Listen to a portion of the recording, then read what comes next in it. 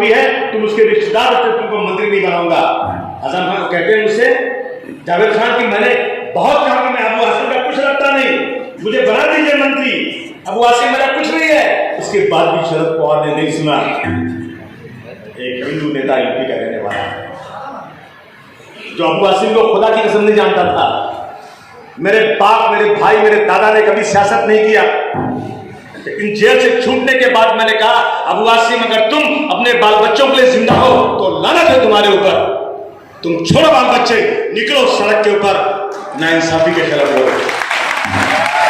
हमारे गांव वालों, मुझे नहीं मालूम मेरे बच्चे कब जवान हो गए, खुदा की कसम मुझे नहीं मालूम। 6 दिसंबर 1992 को मैं दोपहर तक मेरे बंगले खंडारा में बच्चों के साथ घूम रहा था। जैसे ही न्यूज आई 1 बजे 1:30 बजे कि बाबरी मस्जिद शहीद हो गई, मैंने बच्चों को गाड़ी में डाला, सीधा भागा मुंबई, और बंबई पहुंचते बंबई चलने लगे। मुलायम सिंह यादव, मैं पूछा था क्या करूं, मैं किसको कहूं, मुझे लड़ना इनके खिलाफ। मैं सुबह उठता था 11 बजे, आर्थर रोड जेल में जाता था, दिन भर बैठा था जज के सामने, शाम को 5 बजे जब कोर्ट छूटती थी आता था घर, उसके बाद कैसे जाकर बनाऊं उसकी तलाश में घूमता था। उसके बाद मैंने देखा कि उत्तर प्रदेश में मुलायम सिंह यादव नाम का एक गैर मुस्लिम है, उसी राज्य में मुसलमान भी कारण खोल के चलता। जब उत्तर प्रदेश में 30 अक्टूबर 1990 को 14 लाख लोग आए, हाथों में हथियार, एक धक्का और 2 बाबरी मस्जिद तोड़ दी।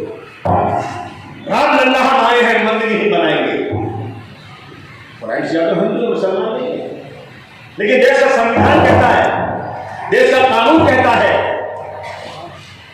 कि ये धर्म सबके लिए बराबर है, किसी की मंदिर, किसी की मस्जिद कोई गुंडागर्दी से नहीं तोड़ सकता। मुलायम सिंह यादव अपने कमरे में मोबाइल कॉर्डलेस फोन लेकर यहां से यहां घूम रहे हैं। क्या करूं, डीजी कहता है कि क्या गए गुंबद के ऊपर, क्या करूं, गोली मार दो। डीजी कहा मैं काम क्या कैसे करूंगा ये काम, क्या गोली मार। सरकार चली जाए, लेकिन देश का संविधान पे काली नहीं लगना चाहिए। मुलायम सिंह उस मुलायम सिंह यादव ने को मैंने बंबई बुलाया। मेरा नाम अखबार बहुत छोटा था, बहुत बड़ा आतंकवादी, बहुत बड़ा ये। मुलायम सिंह यादव आगे ताजमहल होटल में ठहरे मुख्यमंत्री थे, उनसे लोगों ने कहा अबू आसिम के पास मत जाना, इसके ऊपर बहुत बड़ा इल्जाम है, अभी तो जमानत में छूटा है, इसको तो फांसी की सजा होगी।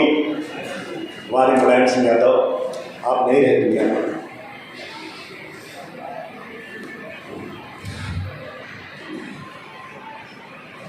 मुलायम सिंह ने कहा, खुल के कहा कि मैं जानता हूं अबू आसिम बेगुनाह है, मैंने कहा उसके केस को मैं खाऊंगा अबू आसिम के घर।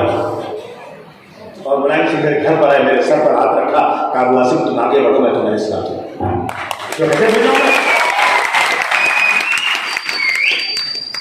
वो मुलायम सिंह यादव जिसके राजकाज में कभी हिंदू और मुसलमान में अंतर नहीं रहा। ये लोग यहाँ सरकार चल रही, क्या हो रहा है यहाँ पर। मैंने उसको मुलायम सिंह यादव से कहा था, नेताजी दादा लगा हुआ है, बहुत मुसलमान परेशान है, बेगुनाहों को जेल में डाल दिया गया, नेताजी आप कुछ कर सकते हैं क्या।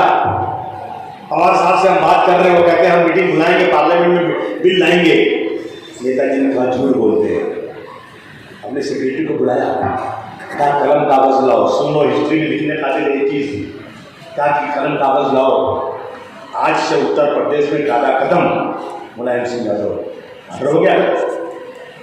ये उनकी खसूसियत थी, और उन्होंने कहा कि मैं आज से यूपी में टाटा खत्म कर रहा हूँ। याद रखना अबू आसिम, मुझे कत्ल करने के लिए पूना से आया था आदमी, मुझे मारने आया था, जब चाकू मारा मुझे तो मेरे सिक्योरिटी ने पकड़ लिया। वो आदमी टाटा में बंद है, इस टाटा के खत्म करने से वो आदमी भी छूट जाएगा, लेकिन मैं उसको छूटने दूंगा क्यों, एक कौम के साथ जुल्म ना इंसाफी हो रही, इसलिए उसको छोड़ दूंगा। आपके पास चल कर आया हूँ समाजवादी का पैगाम लेकर के कि हमें इस देश के अंदर एकता बनाना है, मनमानी नहीं करना है। अभी त्रिपुरा में फसाद हो, मस्जिद तो नहीं, कुरान शरीफ चलाया गया, इसके बाद आप लोगों ने एहतजाज किया था ना, याद नहीं किया था, और जरूर करेंगे। मुझे याद है कि जब छत्रपति शिवाजी महाराज की मां के नाम एक नावल जेम्स लेन ने लिखा था, जो पूना की लाइब्रेरी में थी, जो उस नावल की वजह से लाइब्रेरी जला दी गई। शिवाजी महाराज की मां के नाम अपमानित करने वाले जेम्स लेन को आर पाटिल ने कहा, मैं अमेरिका से लाकर हफ्ते लगा के उसके पेज चलाऊंगा। हुजूर सल्लल्लाहु अलैहि वसल्लम मस्जिद और कुरान में हमला हो, हम चुपचाप बैठे रहे। मुबारकबाद के काबिल हैं आप लोग, अगर आपने एहतजाज किया तो कोई गलत नहीं किया। कानून को हाथ में नहीं लेना चाहिए एहतजाज करने का, गांधी जी ने हक सुनाया था। अंग्रेजों के जमाने में अंग्रेज परमिशन नहीं देता था, गांधी जी एहतजाज करते थे नहीं करते थे, हम उन्हीं के रास्ते पर चल रहे हैं। मैं पूछना चाहता हूँ पवार साहब, मैं आपकी इज्जत करता हूँ, शरद पवार साहब आज देश में आप बहुत बड़े नेता हैं, मैं इस माइक के माध्यम से आपको कहना चाहता हूं पवार साहब, मैं बहुत छोटा आदमी हूं। मुंबई में फैसला हुआ था नवाब मलिक का, संजय पाटिल का, गोली चली थी और पुलिस स्टेशन में 307 का केस हुआ था, एक आदमी गिरफ्तार नहीं हुआ। पवार साहब आपने केस खत्म कर दिया, दोनों को 307 खत्म हो गया, दोनों पे कोई केस नहीं। मेरे बच्चे, मेरे जवान अपने रसूल के लिए, अपनी शरीयत के लिए सड़क पर उतरे थे और आपकी सरकार ने कितने बच्चों पे केस किया था, कितने लोगों पे? 60 लोगों पे 307 किया। 307 मतलब अटेम्प्ट टू मर्डर। कमर के ऊपर इतनी चोट लगे कि आदमी की जान जाने का खतरा हो, उसे कहते हैं 307। अगर वकील लोग बैठे हैं, झूठ बोलते हो बताओ मुझे, 307 लगा दिया। मेरे पास यूसुफ भाई आए और वो अपने वकील साहब मुजीब वकील साहब आए, मैं इनको लेकर गया होम मिनिस्टर के पास। मैंने होम मिनिस्टर साहब को पूरी दास्तान बताई और मैंने कहा सर ये बहुत बड़ी नाइंसाफी है और आपकी खुशकिस्मती है कि मालेगांव के सारे कांग्रेस के लोग आपकी पार्टी में आ गए हैं। आप बहुत इतरा रहे हैं, आपकी पार्टी बन रही है वहां पे, आप इन पे 307 नहीं लगना चाहिए, अब उसको खत्म करा दीजिए। मैंने हाउस में उठाया, चिल्ला कर कहा कि ये मुसलमानों के साथ, मालेगांव के मुसलमानों के साथ बहुत बड़ी नाइंसाफी हुई है, 307। मुझे बताओ किस वजह से 307 लगा? नहीं सुना किसी ने, सुना किसी ने? बोलिए सुना किसी ने? लोग भागते रहे, कोई यहाँ भाग रहा है, कोई वहां छुप रहा है, कोई वहां भाग रहा है, जिसने लगता है कोई चोरी कर लिया हो, कोई रेप का केस हो गया, इस काम के लिए कि मेरी शरीयत के खिलाफ कुछ हुआ है। वही हुआ अमरावती में, लेकिन अमरावती में 307 नहीं लगा, नांदेड़ में 307 नहीं लगा, यहां लगा से ज्यादा हुआ था। हमारे गांव के लोगों, मैं तुम्हारे साथ हूं, मेरी ताकत है। अबू आसिम जिसका नाम है वो सिवाय अल्लाह के दुनिया में किसी से डरता नहीं।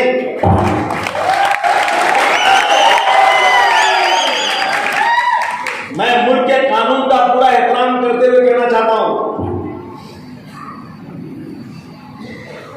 कि अब फकत शोर मचाने से कुछ नहीं होगा, अब फकत शोर मचाने से कुछ नहीं होगा। और क्या शेर आगे बोल रहा हूं मैं, आपके होठों को हिलाने से कुछ नहीं होगा। अब शायद तो मैं हूं नहीं यार, अब फकत शोर मचाने से कुछ नहीं होगा और सिर्फ होठों को हिलाने से कुछ नहीं होगा। जिंदगी के लिए बेमौत मरते ही क्यों हो, और अहले ईमान हो तो शैतान से डरते क्यों हो।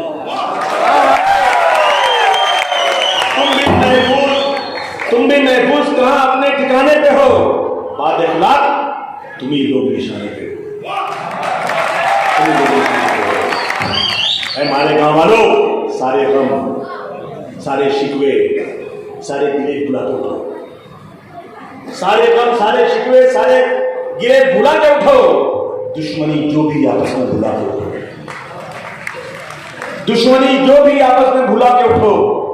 अब अगर एक ना हो पाए तो मिट जाओगे, अब अगर एक ना हो तो मिट जाओगे, तुम भी खुश पत्तों की तरह बिखर जाओगे।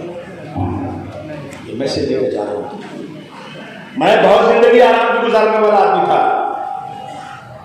ऊपर वाले का कर्म है, जब मैंने पहली बार, मैं कोई बड़ा काम नहीं करता हूं, मैंने पहली बार जब अपना फॉर्म भरा था एमएलए का, तो लोगों के दांत खट्टे हो गए। अरे अबू आसिम के पास इतनी प्रॉपर्टी है, सब मेरे पसीने से कमाई हुई प्रॉपर्टी है। लेकिन मैं सड़क पर नंगे पैर घूमता हूं, मेरे पैर सूज जाते हैं, मुझे खाने को रखा रहता, खाना नहीं मिलता, मुझे सोने को 6 घंटे नहीं मिलते। आज यहाँ हूं, कल वहां हूं, परसों वहां हूं। शायद कि तेरे दिल में उतर जाए मेरी बात, शायद कि तुम मेरे साथ इकट्ठा हो जाओ और मैं इस मुल्क में रहने वाले लोगों को इंसाफ दिला सकूं। इसलिए राजनीति करता हूं और मेरा कोई मकसद नहीं है। तुम्हारे शहर का ही राजा है, क्या नाम उसका, तुम्हारा काम देखता है। कलीम किधर है, इधर आजा सामने। अच्छी बात है, यही है गवर्नमेंट की तरफ से मेरा इंजीनियर यही है महाड़ा में। बता दे कलीम, तूने मुझे कितना कमीशन दिया आज तक? 1 रुपया मैंने कभी नहीं लिया आज तक। लोग 10 से 15% लेते हैं, अरे क्या जरूरत इसकी है?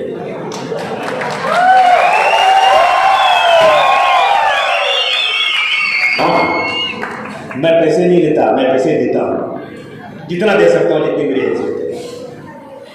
राजनीति इसलिए करता हूं कि इस मुल्क का अमन अमान हो, ईद में लोग इज्जत के साथ रहें, दिवाली मनाएं, होली मनाएं, सबके सब भाई भाई की तरह से रहें। कहते हैं सारे जना से अच्छा हिंदुस्तान हमारा, हम बुलबुले हैं इसके लिए गुल सीता हमारा। अब शेर बदल गया, बुलबुल नहीं है उसमें, हम बुलबुल हैं, इसके बुलबुल की जगह उल्लू आ गया।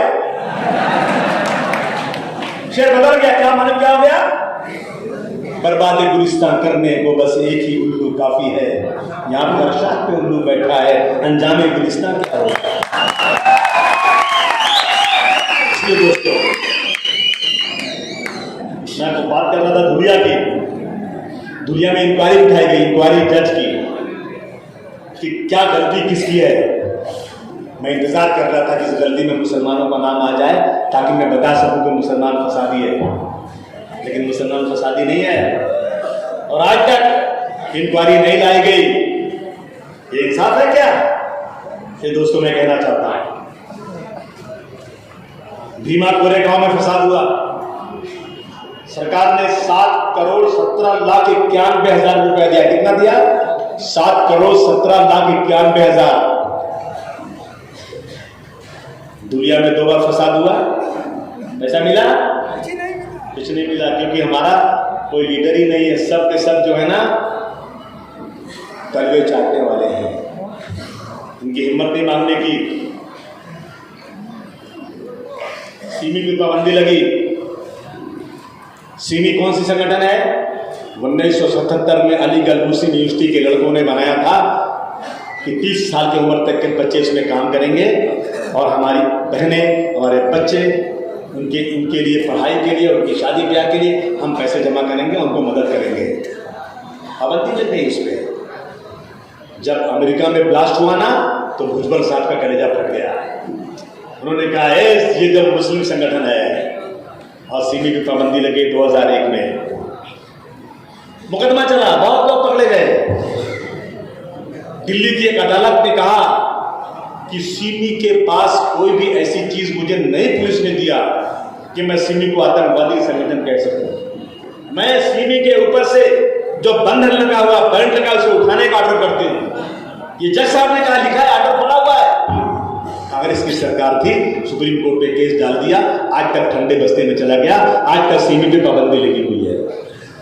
मैं पूछूं, क्या मुझे पूछने का हक नहीं है कि सनातन संस्था पे क्या हुआ, अभिनव भारत में क्या हुआ? जिनके ऊपर मुकदमे हैं, जिन्होंने ब्लास्ट में, जिन्होंने नई बंबई में, जिन्होंने थाना में, जिनके ऊपर मुकदमे, जिनको 10 साल की सजाएं हुई है, लेकिन आज तक उनके ऊपर बैंड नहीं लगा। बैंड मेरे ऊपर लगता है। एक बार आरएसएस पे बैंड लगा था, कांग्रेस की सरकार ने, हाई कोर्ट ने कहा यह बैंड गलत लगा है, तालियां बजाकर कांग्रेस ने स्वागत किया। और जब सीमी पे बैंड लगा ना तो कांग्रेस ने सुप्रीम कोर्ट में डाल दिया और आज तक आरएसएस का सुप्रीम कोर्ट में नहीं डाला, अभी भी नहीं किया, बोले जाओ तुम्हारा बैंड टूट गया। ये हालत देश में है, महंगाई बढ़ती जा रही है, लोगों को खाने का पैसा नहीं है। और हमारी हालत, हमारे पास मैक्सिमम मुसलमान ऐसे हैं जिनके पास एक महीने का 500 रुपया से कम आमदनी है। 500 रुपये से कम आमदनी, स्कूल नहीं है, बच्चों के पास कपड़े नहीं है, खाने को नहीं है, नौकरी में 4% मुसलमानों को बस, 2% मुसलमान ऐसे हैं जो डिग्री हासिल करके आते हैं, बाकी पढ़ नहीं पाते, कॉलेज खुलता नहीं। मैं मुंबई में ताकतवर होने के बाद अपने एरिया में कॉलेज की जगह मांग रहा हूं, आज तक नहीं दिया मुझे। और दूसरों को बिना पैसे के 50 एकड़ जमीन दे दी जाती है। हमारा बजट 600 करोड़ रुपया साल का, उसका 5% खर्चा होता है, 3% बाकी वापस चला जाता है। और इतनी आबादी वाले आदिवासियों का बजट, मुझे उसमें कोई वो नहीं है कि मैं कहता हूँ वो भी कमजोर, उनको और दीजिए पैसे आप। उनका बजट 2000 करोड़, 20,000 करोड़, 15,000 करोड़ दिया जाता है, मुझे 600 करोड़ दिया जाता है और उसका 4% खर्चा किया जाता है। भाई लड़ना है कि नहीं लड़ना है? ये हालत है देश की आज। हमारे लोग एमएलए बन जाते हैं ना तो समझते हैं मुझे दुनिया मिल गई। अरे एमएलए तो बहुत छोटी चीज है, कौन है एमएलए कैसे क्या होते हैं? इतना मत ज्यादा तले मत चाटो, आंख में आंख डालकर बात करो मर्दों की तरफ से। देखा बड़ा बड़ा बोर्ड लगा 100 करोड़ आया, अगर 100 करोड़ आया, मर्द होना 80 करोड़ रुपया मेरे इलाके में खर्च होना चाहिए।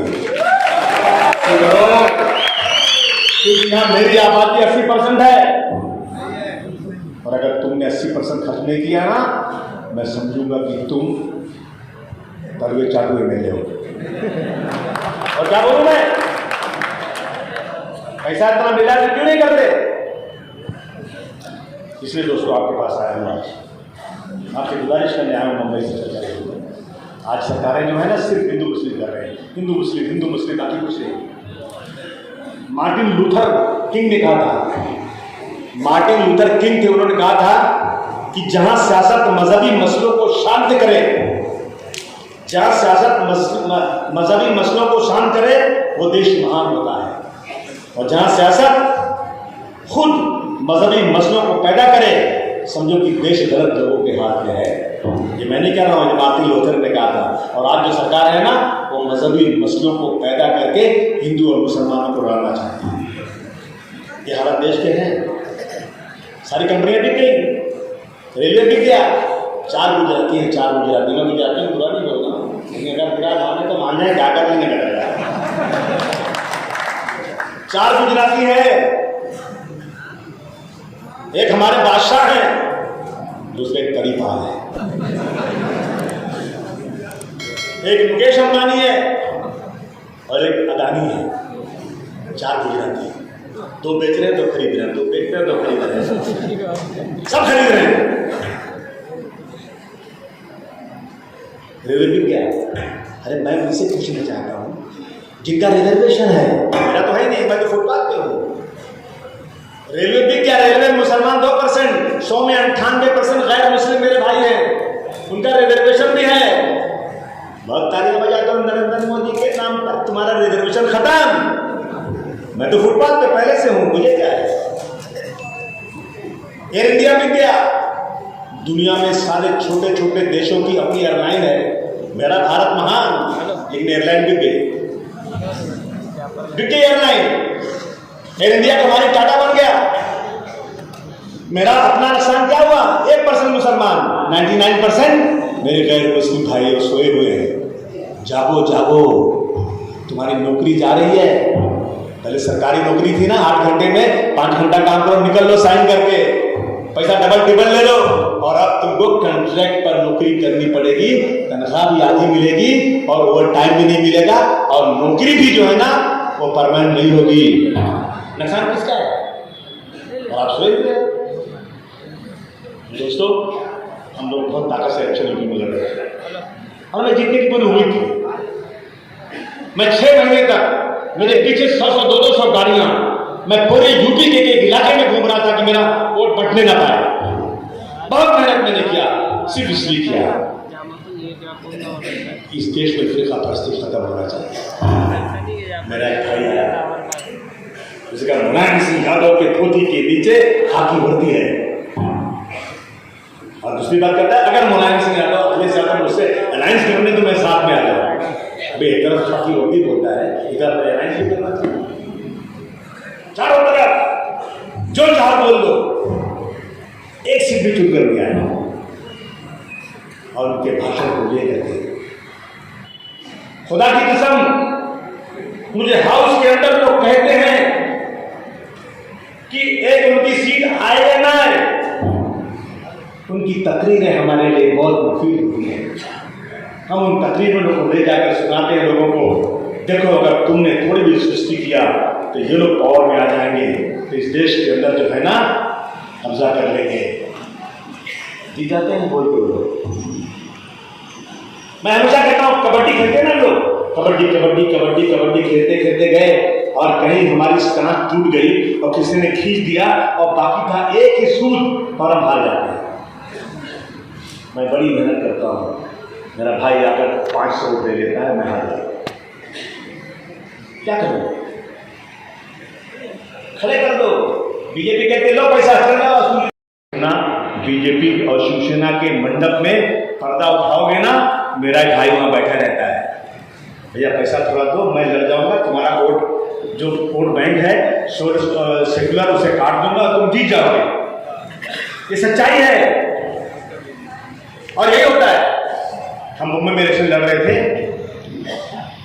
सुहेल लोखंडवाला को लड़ा रहे थे, हमने 2,52,000 वोट लिया और हम 152 वोट से हार गए। कितने वोट से? पार्लियामेंट की सीट मुसलमान जीत रहा था, 152 वोट से हार गए। हमारे भाई ने इलेक्शन लड़ दिया, 1800 वोट काट दिया।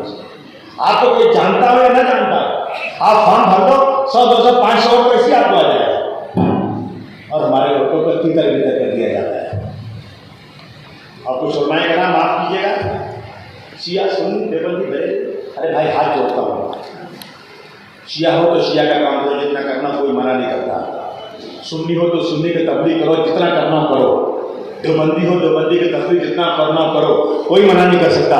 लेकिन एक दूसरे पर तोहमत मत लगाओ, इससे क्या होता है ना, आपस में टकराव होता है। मैं बहुत छोटा आदमी हूँ भाई, मेरी हैसियत में और मैं खान के पैर के धूल के बराबर हूँ, लेकिन मेरे दिल की एक चुभन है, मेरे दिल की तड़प है। अरे हमला इमारत पर हो रहा है, हमला इमारत पर हो रहा है, और हम नौजवानों ने इमारत के ऊपर फ्लैग बना लिया है। एक पर शिया लिख दिया, एक पर सुन्नी लिख दिया, एक पर देवबंदी लिख दिया, एक पर जो है अंसारी लिख दिया। और हम बिल्डिंग की हिफाजत नहीं कर रहे हैं, हम अपने फ्लैग की हिफाजत कर रहे हैं। नादानों, बिल्डिंग गिर जाएगी तो फ्लैग नहीं रहेगा, पहले बिल्डिंग की हिफाजत करो, बाद में अपना फ्लैग बनाओ जो बनाना हो। ये मेरी गुजारिश है। गाँव की हालत बहुत खराब है। ये लोग कहते हैं, एक कमेटी है दुनिया की कहती है कि आने वाले दिनों में हिंदुस्तान में जेनोसाइड होगा। जेनोसाइड का मतलब नरसंहार, लाखों लोग मारे जाएंगे। जिस तरह बोस्निया में लाखों मुसलमानों को मार दिया, उनकी औरतों को ले गए, जब तक वो प्रेग्नेंट नहीं हुई उस तक छोड़ा नहीं उनको। वो कब उसका सदर कहता है, जेनोसाइड का जो सदर है अमेरिका से कहता है कि हिंदुस्तान भी उसकी तरफ आगे बढ़ रहा है। मैं खबरदार करता हूं वजीर आजम को, हिंदुस्तान के वजीर आजम को हमने खबर दे दिया कि हिंदुस्तान भी जेनोसाइड की तरफ बढ़ रहा है, उसको रोको। कोई कदम नहीं उठाया, मगर याद रखिएगा, जलेंगे हम तो जल जाएगा सारा गुलसिता माली, जलेंगे हम तो जल जाएगा सारा गुलसिता माली। समझ मत सेरे गुलशन में मेरा ही राज करना है।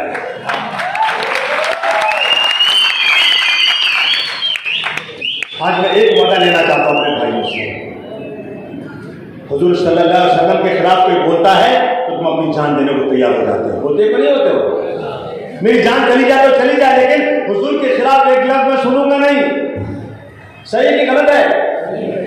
इसीलिए जेल गए थे सब लोग। हुजूर के लिए जान दे सकते हो, हुजूर का कहना भी हम मान सकते हैं क्या? आज हाथ उठाकर बोलो, हुजूर का कहना मान सकते हैं क्या?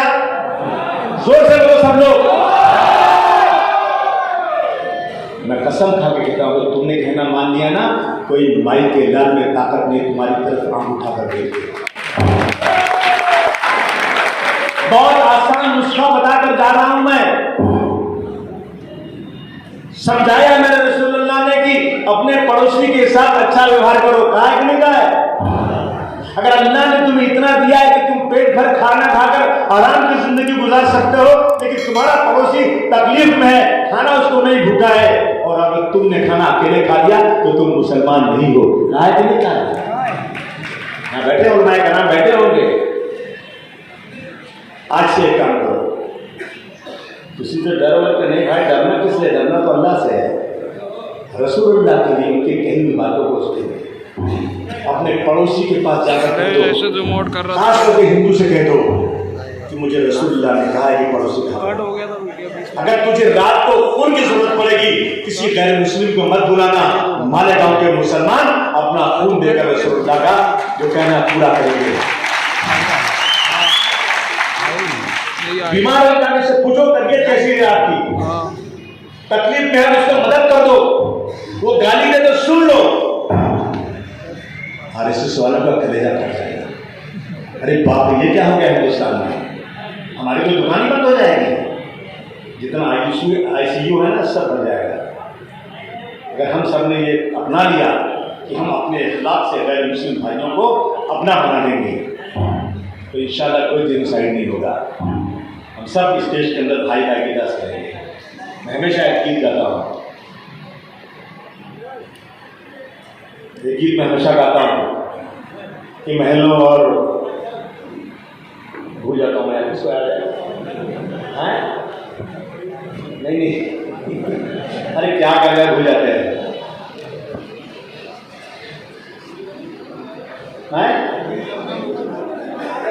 हवेली झोपड़ी सबका मुकद्दर, बुढ़े से मेरे साथ जाके मैं बोलता हूँ तो याद रखता है। हवेली झोपड़ी सबका मुकद्दर फूट जाएगा, अगर ये साथ हम हिंदू और मुस्लिमों का छूट जाएगा। हवेली झोपड़ी सबका मुकद्दर फूट जाएगा, अगर ये साथ हम हिंदू और मुस्लिमों का छूट जाएगा। दुआ कीजिए कि हमें प्यार के रिश्ते रह पाए। मोदी साहब, ये रिश्ते टूट जाएंगे तो भारत टूट जाएगा।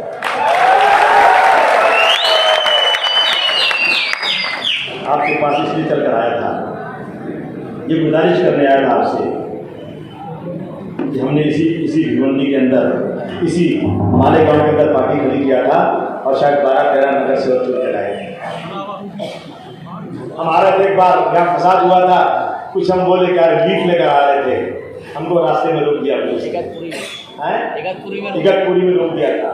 हमारे मुकदमा हमारे ऊपर किया था, 10 साल तक मुकदमा लड़ते रहे। हम ये काम अल्लाह के लिए करते हैं, अल्लाह खुश होगा तो शायद मेरे गुनाह भी माफ हो जाएंगे। मालेगांव वालों, तुम मेरे अपने हो। तुम्हारे पास बम्बई में 2 एमएलए हैं, दोनों मजबूत हैं, दोनों मर्द हैं, एक रईस है, एक मैं। आज रईस को मेरे साथ आना था, लेकिन आज ही इन लोगों ने डीपीडीसी की मीटिंग कर दिया और रईस को रुकना पड़ गया। बहुत होशियार एमएलए है। आपके 2 एमएलए हैं, यहाँ का एमएलए आपका होगा, ठीक है, वो 2 आपको मैं और दे रहा हूँ प्लस। जो भी मसला आपका हो मालेगांव में, एजुकेशन का हो, अस्पताल का हो, जो है और रूम का हो, जिस तरह का भी काम हो, मैं आपको यकीन दिलाता हूँ जिस तरह से मैं भिवंडी और गोंडी के लिए काम करूँगा, इसी तरह से मैं मालेगांव के लिए भी काम करूँगा। बस मैं मालेगांव के तमाम वर्करों से कहना चाहता हूँ, तमाम पार्टी में काम करने वालों से कहना चाहता हूँ कि एक बार मेरे साथ खड़े होने तो भागना मत। देखो, मैं 26-27 साल से एक ही पार्टी में हूँ। सत्ता में नहीं आऊँगा शायद, कभी नहीं आऊँगा शायद, कोई बात नहीं, लेकिन अपनी आवाज़ बुलंद करता रहूँगा। मैं किसी के घर को, किसी के घुटने टेक कर किसी के सामने तलवे चाटकर मंत्री नहीं बनना चाहता। कुछ मंत्री हैं मुंबई में, लेकिन इनकी लाल बत्ती चोर बाजार वाली है। चोर बाजार वाले लाल बत्ती इसलिए कह रहा हूँ ना कि अगर मर्द होते ना तो शरद पवार के सामने जाकर तुम्हारा मुकदमा खत्म करवा देते। 307 का मुकदमा हो ही नहीं सकता। मुझे कोई वकील बता दे कि 307 हो सकता है क्या? नवाब मलिक पे खत्म हो सकता है, संजय पाटिल पे खत्म हो सकता है, लेकिन यूसुफ भाई पे नहीं खत्म हो सकता। क्या मतलब इसका? हमें क्या समझते हो हम जो हैं तुम्हारे गुलाम हैं? हम गुलाम सिर्फ अल्लाह के और किसी के गुलाम नहीं है। इसलिए आपसे कहने आया हूं कि मुझे ताकत दीजिए आपको। अगर ताकत आपकी जरूरत नहीं होती ना तो मैं अपना काम कर लेता। मैं आपके पास आके भीख नहीं मांगता। मैं ख्वाब में देखता हूं, मैं सबके सामने हाथी फैलाता फिर रहा हूं। 25-26 साल से भीख मांग रहा हूं, ताकत दो, ताकत दो, ताकत दो, ताकत दो। तुम्हारी ताकत मेरे पास आएगी ना तो मैं तुम्हारे लिए काम करूंगा, कौम और मुल्क के लिए काम करूंगा। गुजारिश करता हूं समाजवादी पार्टी को मजबूत कर दो, किसी के बहकावे मत आओ। बहुत सारे लोग तुम्हारे पास आएंगे, लेकिन ये नकली डालडा की है, मैं देसी की हूं। पक्का बोल रहा हूं मैं, ये नकली है, मैं असली हूं। आजमा लेना कभी भी यार, जब चाहना आजमा लेना। ये नकली लोग आ गए हैं, पैसा मिला निकल गया धीरे से। आज तक पैसा दिया क्या मुझे तुमने? कलीम कितना कमीशन दिया तुमने मुझे? कितने का काम करा तुम? 25 करोड़ है नहीं? कितना भी 20-25 करोड़ का काम कर चुके हैं, 20 करोड़ और बाकी है अभी।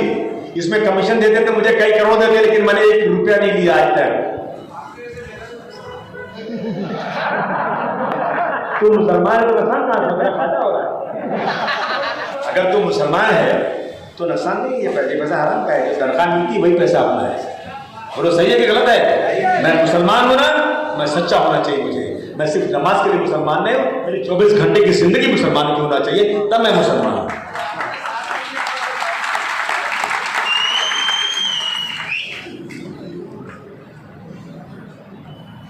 मालेगांव में उधर 35,000 फरेज बिरादरी के लोग हैं। 35,000।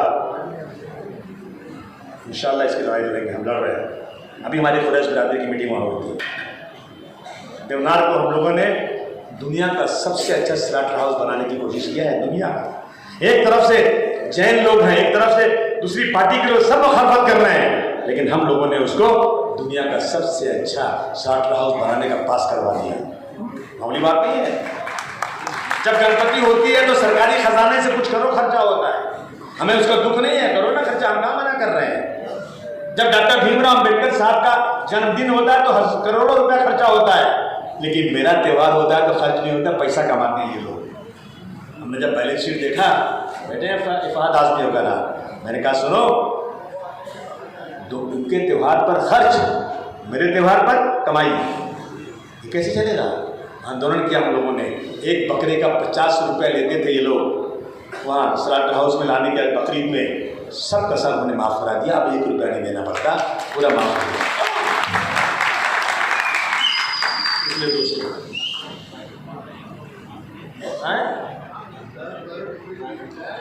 नहीं, हर चीज प्राइवेट कंपनी को दी जा रही है। बिजली कंपनी आ गई है चोरी की, और इनका अगर तुम इन बिजली कंपनियों का तुम बैलेंस शीट देखोगे ना तो उस पर कई करोड़ों रुपया इनको चंदा दिया जा रहा है पार्टियों को। तुरंत कंपनी का बैलेंस शीट उठा लो, कितना चंदा दिया गया मालूम पड़ जाएगा आपको। मोदी जी ने कानून बना दिया कि इलेक्शन की पॉलिटिकल पार्टीज को जो भी चंदा दिया जाएगा वो टैक्स फ्री होगा। जैसे आप अपना ऑफिस का खर्च करते हैं, उसको जो घटा करके इनकम टैक्स दिया जाता है, और उसी तरह से वो खर्च जो है ना इनकम टैक्स में जितना भी आप दे दोगे चंदा, उस पर कोई टैक्स नहीं। ये लोग दबक पैसा दे रहे हैं, ऐसा मिल रहा है इनको। दूसरी बात, एक बात और बोल देना चाहता हूँ मैं, यहाँ पर कुछ लोग जो है ना वो राष्ट्रवादी के लोग मेरे लोगों को डरा रहे हैं। बेटा बम्बई से आना पड़ता है,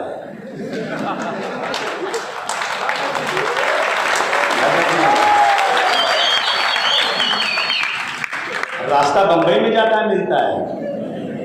अगर ये समझोगे कि ये कार्यकर्ता अबू आसिम के यहाँ कमजोर हैं, बंबई में बैठा हूं, नकेल दबा दूंगा, ठीक हो जाओगे बेटा, समझ लेना।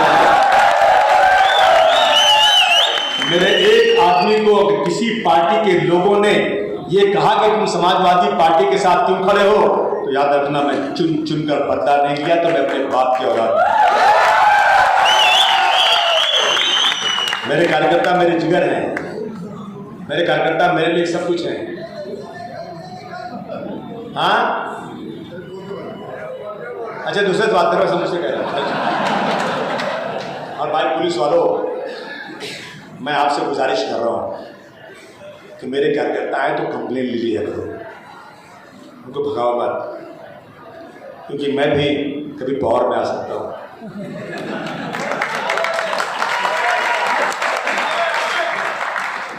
भगाओ मत। राष्ट्रवादी का है तो उसे सलूट करोगे, मेरा है तो डर न मानोगे? नहीं, मेरे कार्यकर्ताओं के साथ इंसाफ से काम करना।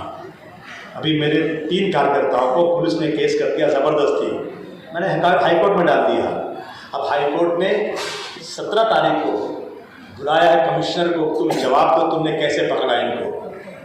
मेरे पास आके हाथ जोड़ रहे थे, खुदा की कसम, आसिम भाई आप क्या कर रहे हैं? मैंने कहा वही कर रहा हूँ जो आप करते हैं। मैं आपको आता हूँ तो आपको नहीं, इसने मारा तो उस पर केस तो होगा, कहाँ छोड़ते हैं आप? इसने जो काम किया उस पर मैं कलम चलाऊंगा, कानून में है। तो भाई कमिश्नर साहब मैं भी वही कर रहा हूँ जो आप करते हैं। अब आया हूँ पहाड़ के नीचे। 17 तारीख को कमिश्नर साहब को बुलाया हाईकोर्ट ने कि तुम समाजवादी पार्टी के कार्यकर्ताओं को कैसे गिरफ्तार किया, इसका जवाब दो। जिन्होंने किया वो सस्पेंड होंगे। मैं किसी की नौकरी नहीं लेना चाहता, लेकिन मैं किसी की तरफ से बेइज्जती बर्दाश्त भी नहीं कर सकता। ये मेरा दोस्तों, अपने पैदा किए सूरज की दुआएं मांगो, भीख मांगी हुई किरणों का भरोसा क्या है? आप बताओ, इतने लोग बैठो माशाल्लाह, कितनी बड़ी भीड़ है, आप मेरे साथ हो कि नहीं हो? पक्का 100% ना? आपका हाथ नहीं उठ रहा।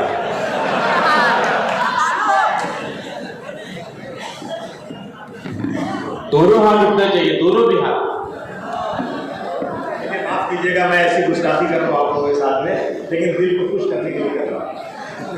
अगर आप मेरे साथ होंगे, मैं ये फोटो दिखाऊंगा ना मुंबई में कि मालेगांव गया था, राष्ट्रवादी के लोग बहुत लोगों को तोड़ कर ले गए, अब मैं सबको तोड़ कर ला रहा हूँ, देखो सबके हाथ मेरे साथ हैं। एक हलचल मचा दो मालेगांव में, और जो भी काम हो। मेरे पास 3 आदमी बैठते हैं काम करने के लिए, मैं किसी को मायूस नहीं करता। जितना मैं कर सकता हूँ, अस्पताल में इलाज करवाना है, पुलिस की प्रॉब्लम है, सरकार से कुछ काम करवाना है, इन सब काम के लिए एनी टाइम आप लोग मुझे फ़ोन कीजिए, मुझे खुशी होगी। हाँ, खाली मेरी हाल चाल के लिए मत फ़ोन करिएगा। फ़ोन कर अस्सलाम वालेकुम, अरे आपकी याद आ गई, अभी इतना काम रहता है ना यार, क्या कर इतना काम रहता है भाई। तो मैं कहता भाई तुम काम बताओ ना। बोले काम कुछ नहीं भाई, इसकी हाल क्या हाल, कैसे हैं आप? तो थोड़ा नहीं बुरा मानिए, क्या टाइम ही नहीं है ना। आप काम के लिए 1 घंटे बात करेंगे ना, खुदा की कसम मैं तैयार हूँ, मैं कभी ना नहीं बोलूँगा। जब आप फोन करिए ना तो मेरा आदमी पूछेगा आपसे कि भाई आपको क्या काम है? नहीं आसिम भाई को तो हम बताएंगे नहीं, तो लाइन नहीं देगा। क्या यहाँ पे मालेगांव से बोल रहा हूँ, मुझे अब्दुल आसिम से अपने लिए कि ये मसले में बात करना है, तो फटक दे देगा लाइन, और नहीं देगा तो फौरन फोन लगा के देगा 100 टका। और आप नहीं बताएंगे कुछ ना, तो फिर माफ़ करना, आपको मेरे को गुस्सा आएगा। मैं आपको प्रैक्टिकल बता दे रहा हूँ पहले से। आप आए, आपने मेरी बातें सुनी। यूसुफ भाई कई बार मेरे पास आ चुके हैं अपने काम लेकर के। यूसुफ भाई जो भी आप लोगों ने आज मुझे दिया है, मैं सब पे इंशाअल्लाह मेरी तरफ से कार्रवाई करूँगा। और 19 तारीख से असेंबली शुरू हो रही नागपुर की, मैं इन तमाम मसलों पर कोशिश करूँगा कि मैं असेंबली में सरकार से सवाल करूँ, और आपको पूरी वीडियो भी भेजूँगा जो मैंने दिखाऊँगा। आपका बहुत बहुत शुक्रिया।